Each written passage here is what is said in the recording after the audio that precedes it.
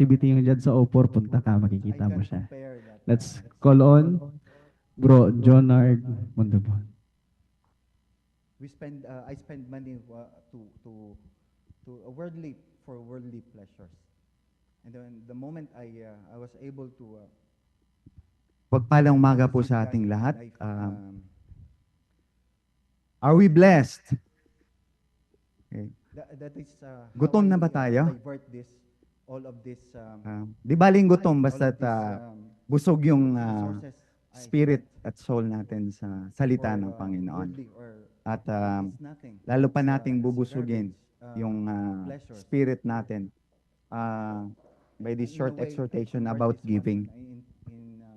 in a way of tithes. So, at bago yan, tayo po'y manalangin. I can say Father that God, I was transformed. maraming salamat, Panginoon, sa I mean part ng, this service na to, Panginoon, This na word of gamitin mo God, akong bilang daluyan ng inyong mga salita ukol sa giving. has Just give me the wisdom, become, the knowledge, my, and understanding, deep, Panginoon, my pati deep, na rin ang mga nakikinig ng iyong mga becomes salita, my deep Panginoon, na connection ito'y with God. magagamit sa kanilang pang-araw-araw. I'm slowly buhay, Panginoon. transformed. Itong aking samot. Dalangin sa ngalan ng iyong anak na si Jesus. Sa I'm gabay slowly patnubay ng transformed banal na with, Espiritu. with the mindset that So, pinabagatan ko pong giving is the best expression of our faith. hindi ako pinagkukulang ng And, Panginoon na To start with, may it's not about that I am ang giving una my natin tithes, I am is yung expecting, F.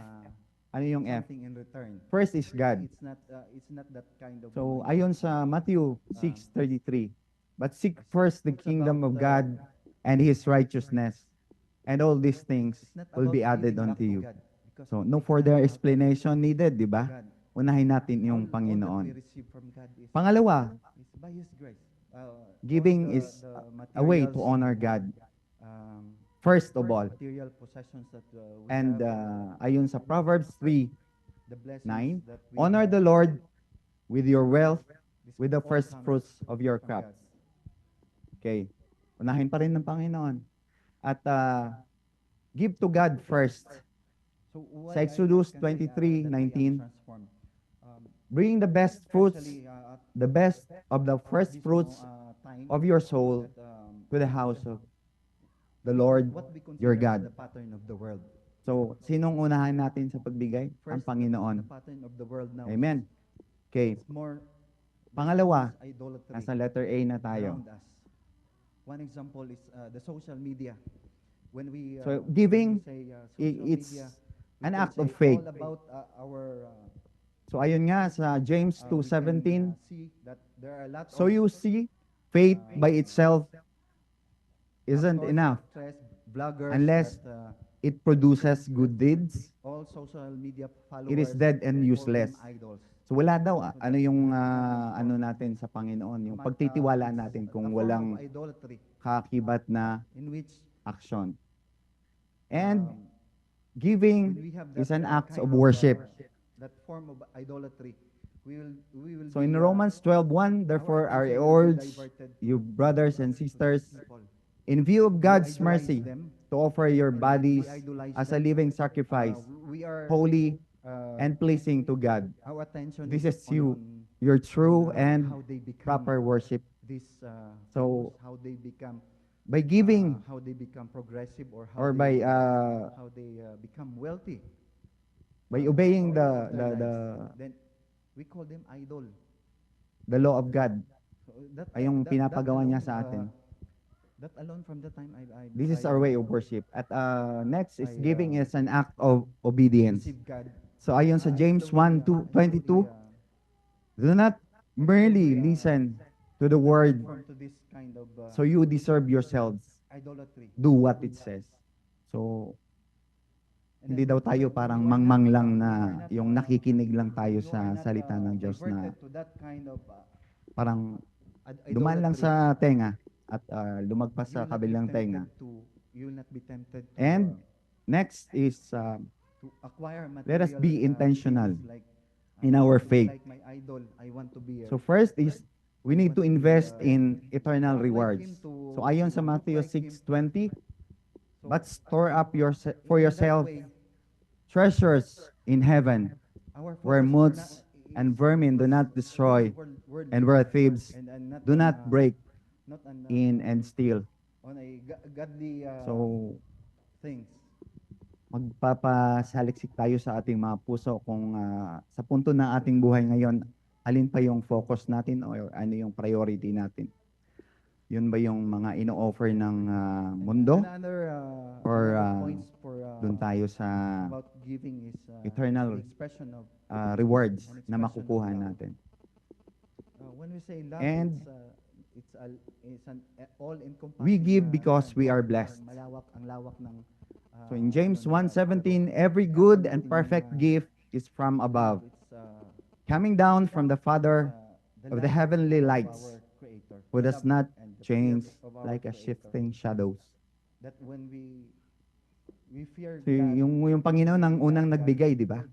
So we follow kapag hakbang tayo sa pagbibigay ng ating commands ikapo or, dahil what He asked una us niya tayong binigyan. Una, buhay. to do. Pangalawa, meron tayong trabaho dito. Amen? And pangatlo, Expression of love. Like love the begets sacrificial love. giving. Because God loves us first. Okay, When He tithing gave is not His just only giving begotten away Son for us. our extra money. 'Di ba? That Ayon is sa ano, is enormous unahin kind natin of yung love. Panginoon, 'di ba? So ang hinihingi sa atin ay yung unang ikapu natin. The first tenth of our income, not just giving away our extra money, By giving my tithes because or, an excellent sacrifice is sharing a the financial blessings I get from- sacrifice I get that from God. represents It's real it's a way surrender. of expressing my love not only to God but only At pang-apat, also to nasa share my, T na the tayo. love for our neighbor.